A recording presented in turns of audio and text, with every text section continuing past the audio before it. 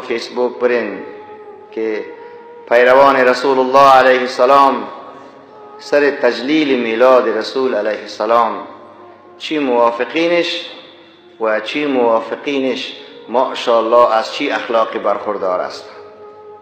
بگوین اول استغفر الله. تو موافق تجلیل میلاد باش، ما هستم بگوین الله اکبر. اما کسی مخالفش است دو نمیزن، اون برادرم است. تو مخالف باش، برداشتت قابل احترام است برای ما. استنباط تو عالم دین یا پیروی همون بزرگوارهایی که آیاتی را احادیث را دلیل میگیرند علمی گپ میزنند، آفرینشان، نوش جانشان. جهالت نمیکنن و نکنن، جهالت نمیکنیم و نکنیم. علمی گپ بزن ببینیم استدلال کی زور است، ببینیم دانش کی زور است، ببینیم کی تر مردم طرفدار معنویت بیشتر میسازه. اما نباید جنگ کرد، چون رسول الله علیه السلام رهبر اخلاق است. من هم میگم رهبرم است، او هم میگه رهبرم است، تو هم میگی رهبرم است. خو رهبر به کل میگه جنگ نکن. اگر ما جنگ کنیم چی فرق از حزبا کردیم؟ حزبهایی که با هم جنگ کردن و انسانها را کشتن، از بین بردن، مگر ما میخوایم همون قسم شویم؟ استغفر الله بگوییم. در شبکه ابونه شدن رو فراموش نکنید، زیرا در شبکه ابونه شدن شما نه تنها به خود یک چیز نمیگیرید، شما از اون شخصانی میشوید که دینمون را پهن میکنید. دل هر کس بر جایی که میره، بر جایی که مینشینه، از هر کسی که پیروی میکنه او معلم است. تو هم عالم داری و ما الحمدلله رب العالمین عالم هستم. خیلی از دلایل به نزد ما است، اما که گفته نمیشه. یک دو سه تاش اشاره میکنم. ما اصلا در مورد رسول الله میخوایم چیزی بگویم براتون صلی الله علیه و سلم و یک فرمول جدید را ولی ماشاءالله کسانی که نمیخواهند تجلیل میلاد رسول علیه السلام برگزار شود یک فرمول نو پیدا کردن، بسیار خطرناک. مثلا سوال میکنند آیا تجلیل میلاد رسول الله علیه السلام ثواب داره؟ ثواب داره؟ بله. آیا این ثواب را پیغمبر علیه السلام میدانست؟ بله. اگر بگی نمیدانست خب از اسلام میبرایی. آیا رسول الله علیه السلام که میدانست این اعلان کرد یا کتمان کرد؟ اگر بگی که پت کرد اگر قطع خود کافر میشی، او میگه برد. اگر پت نکنی بویی که اعلان کرد، در کجا اعلان کرد؟ این سوال از اونا هست. ما قبل از اینکه جواب بوییم این سواله اول گفتیم که جنگ نمیکنیم، فکرتان است؟ قبل از اینکه سوال جواب بگویم و جواب بسیار زیبا اول بگوین الله اکبر. خب سوال میکنم ولی من از اونا این سوال میکنم آیا دستاربندی ثواب دارد؟ بله. همه گیتون بله بگوین ثواب داره دیگر است. ما دیروز دستاربندی داشتیم خود ما هم و او برادر راهی که منکر میلاد شریف تجلیلش هستن دستاربندی میکنن نمیکنن. آیا ثواب داره؟ بله. آیا این ثواب را رسول الله میدانست صلی الله علیه و سلم؟ آیا این اعلان کرد یا کتمان کرد؟ اگه بوی پت کرد خود کافر میشی. اگه بوی که اعلان کرد، در کجا اعلان کرد؟ بیار دلیل. که رسول الله علیه السلام گفته باشه که دیگاه پلو بار کنین، دستارای زیاد 30-40 نفر بسته کنین، خوب تقریر کنین تا بیگار مردم دیوانه کنین. باز کدام حدیثی اگر آمده باشه به همین شکل امروزی، بله یک حدیث است که یک صحابه را پیغمبر گرامی دستار بسته کرد، نگوین که خبر نداریم ما الحمدلله بگویم. یکی را خود بی پلو بسته کرد دیگه یک جای به این شکل های هست. اگر تو جواب گفتی ما هم جواب میگم. ما خود جواب دارم ولی به کار خود. بزرگوارا جواب من چیست؟ یک. دوم، شما تلاوت قرآن شریف دیدین؟ حسن تلاوت قاری صاحبا حسن تلاوت اشتراک کردین؟ چی قرآنایی نیست که ماشاءالله قاری صاحبا میخوانه. به افتخار حفاظ بگوین الله اکبر. آیا به شکل امروزی همین قسم که در مصر و عربستان و افغانستان و ترکیه قاری صاحبا ماشاءالله قرآن میگن، مردم الله الله لست علیک ماشاءالله میگن، آیا این ثواب است؟ بله بگوین. بله چطور ثواب نیست؟ آفرین این قاری صاحبا. آیا از این ثواب پیغمبر علیه السلام خبر داشت؟ بله. آیا این اعلان کرد یا پت کرد؟ اعلان کرد. در کجا اعلان کرد؟ بیار. در کجا اعلان کرد؟ بیار. در سعودی خداوند شما را بیت الله شریف برساند، صدای ما رو مردمان بشنوند. اونا در ختم رمضان شریف یک بدعت حسنه میکنند، مثل ما شما که در میلاد خب بیرون نماز از عید درون نماز بدعت میکنند. چه قسم؟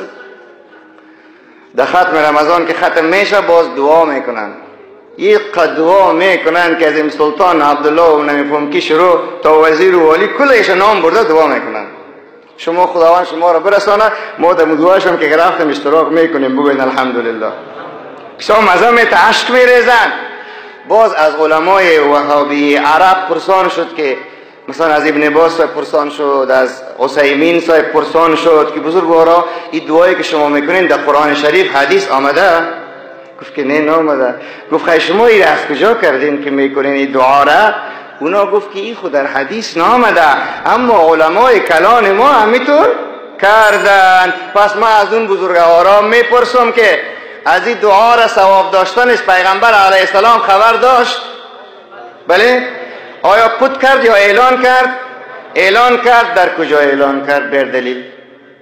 وقتی فرمول وضع میکنی برادر عزیز وهابی جان من، پس فرمول پس سر خودت انداختی معنوی میکنیم. بیار جواب. بیار جواب. اگر کس بوه که بدعت کنه دو قسم نیست، شما دو قسم که میکنه یعنی پیغمبر علیه السلام نکرده که کرده. من حدیث بعدر میخونم، بگوین الله اکبر. خود رسول الله تقسیم کرده، بگوین الله اکبر. صلی الله علیه و آله و صحبه و سلم. و او بزرگوارا چی میگه؟ ما که برشان بگویم، شما برشان بگوین که تراویح و پیغمبر علیه السلام 20 رکعت یا 8 رکعت به این هر شب جماعت کردن خو نخونده؟ آیا تراویح ثواب داره؟ بله. آیا پیغمبر علیه السلام ثوابش میدونست؟ بله. در بیت الله شریف هم 20 رکعت تراویح خوانده میشه.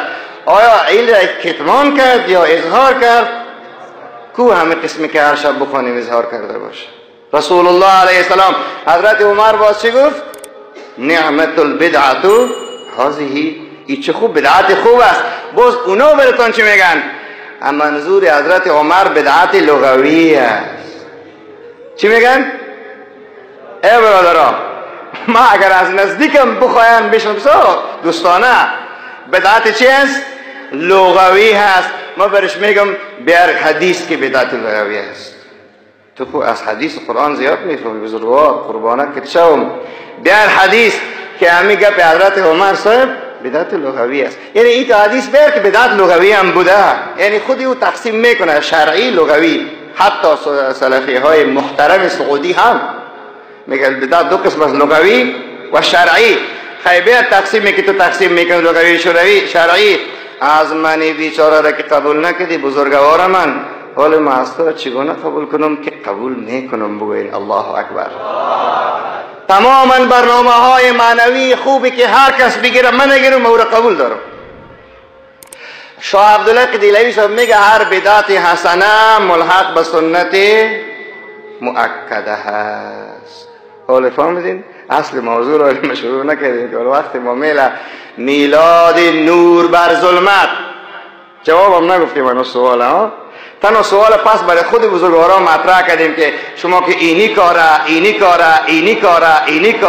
کاره میکنین و این کارها در زمان محمد علیه السلام نبود، همان گونه که مجالس میلاد ما هم در زمان پیغمبر علیه السلام نبود. از ما که بدعت شد از شما چیست؟ اگر شما میگین که از ما بدعت نیست، پس ما قصه خشوع و عروس براتون میکنیم. یک بامو دو هوا. از شما سنتی که سنت نیست، سنت از ما بدعت حسنه، ما بدعت سیئه. بگوین استغفر الله ربی من کل ذنب.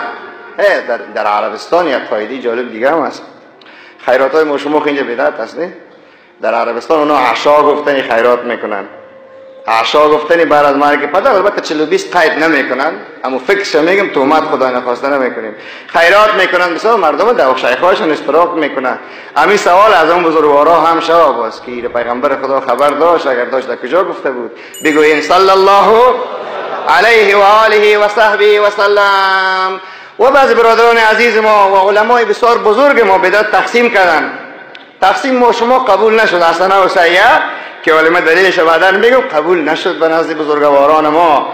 حالا ما از اونا میپرسیم شما که تقسیم میکنین بدعت للدین و بدعت فی الدین در کجا آمده قربان؟ رسول الله علیه السلام در کجا بدعت؟ خود شما میگین و ما هم کل بدعت ضلاله، نگفت که للدین و فی الدین، گفت کلو. منطق خواندین سوره موجبه کلیه است. کل بدعت ضلاله و کل ضلاله فی النار. خوی رقم میخوانی، خب من پس برای خودت بزرگوار میخوانم. وقتی که کل شد پس للدینم بدعت شد، فی الدینم بدعت شد، لغوی هم بدعت شد، شرعی هم بدعت شد، حسنه هم بدعت شد، سیئه هم بدعت شد. اینی را میگن علم. چی میگن؟ از من نیست، مطالعه کردم، این از من نیست. خواندم که برادر چی میگه، من بینا چی بگویم؟ جوانان مرا میپرسن آقای صاحب شما محفل میگیرین، این عشق دیده را ببین، این ذکر الله گفتن ببین، این سخنرانی ها و نصیحت ها را ببین، این توبه جوانان رو در محافل میلاد ببین، این مسابقات سیرت و دردسوز رو ببین، این رویاهای عاشقانه دختران و فرزندان امت محمد مصطفی علیه السلام در شبهای میلاد رسول خدا رو ببین.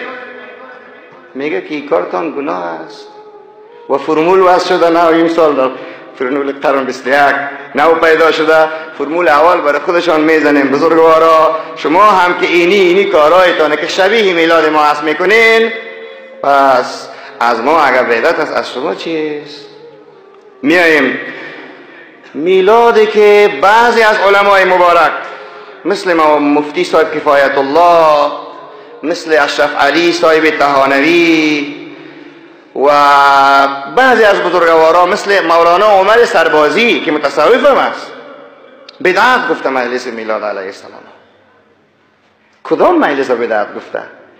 مجلسی که در هندوستان برگزار میشه، دختر و بچه یک جای رقص میکنن رسول الله رسول الله. شما بگوین گناه است ثواب؟ اما ایتان بگوین چی است؟ گناه است دیگه برادر.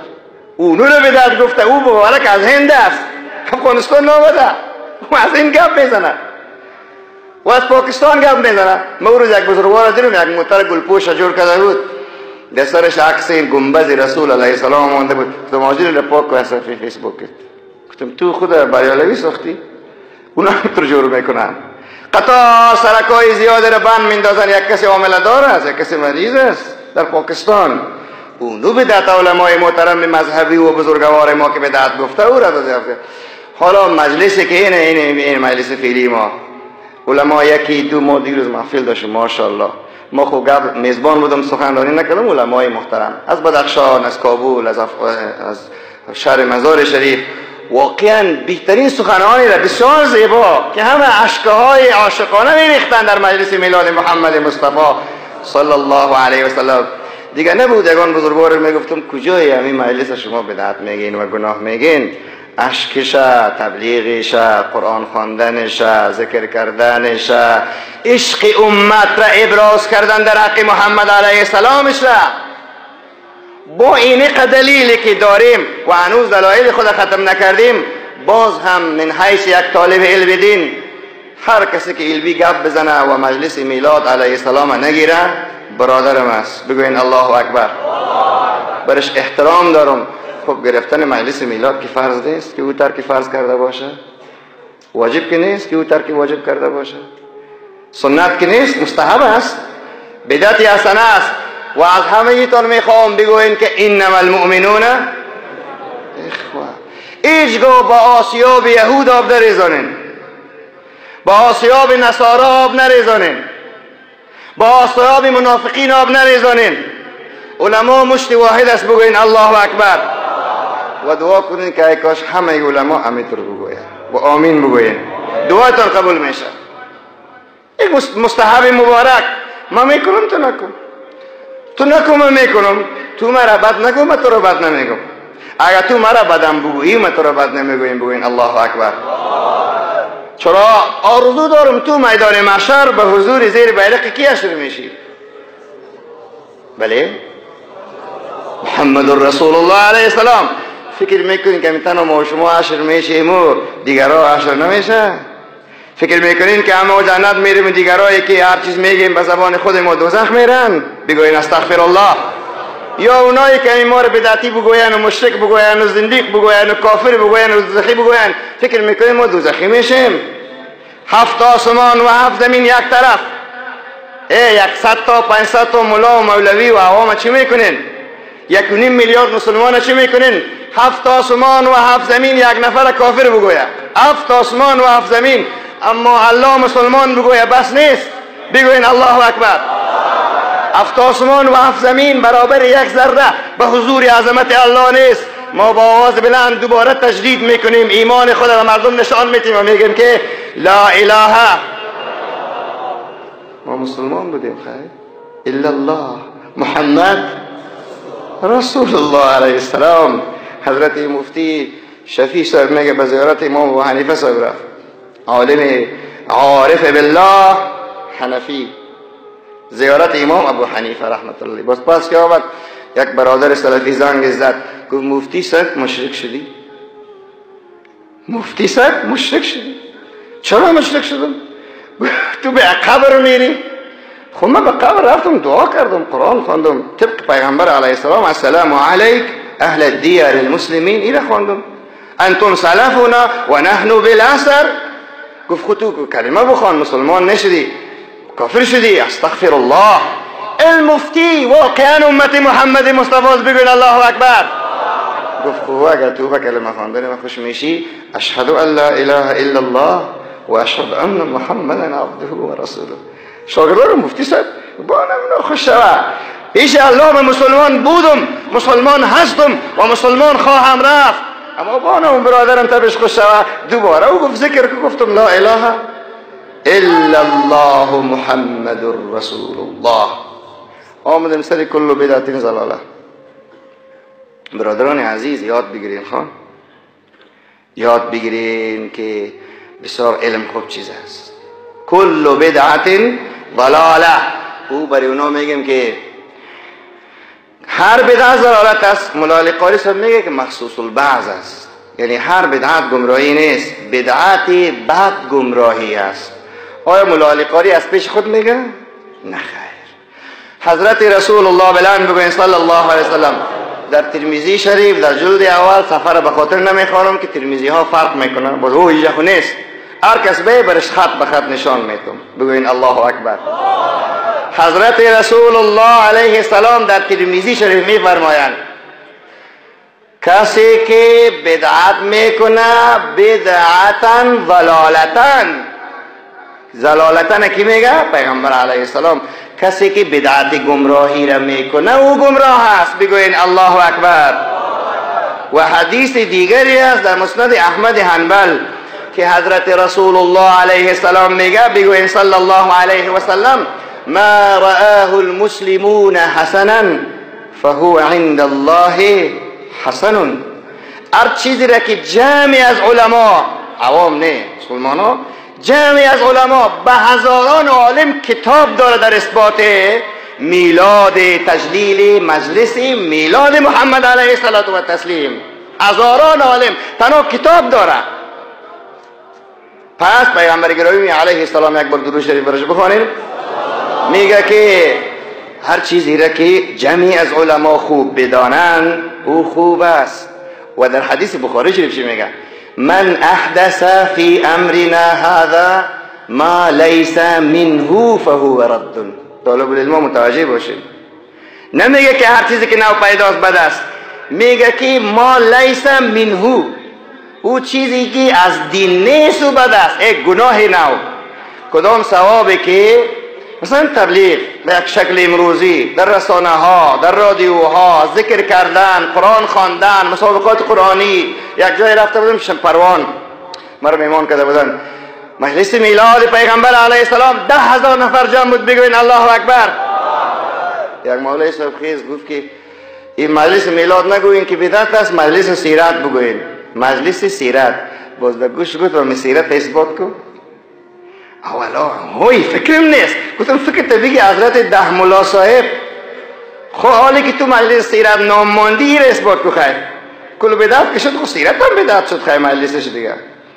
نفهم که برادران عزیز ما، خواهران محترم ما، در وقت اوج فتنه و فساد چی میخواین بگوین؟ در وقتی که نیاز است، فرض است که باید امت متفق باشه، نباید که این چنین سخنان دیت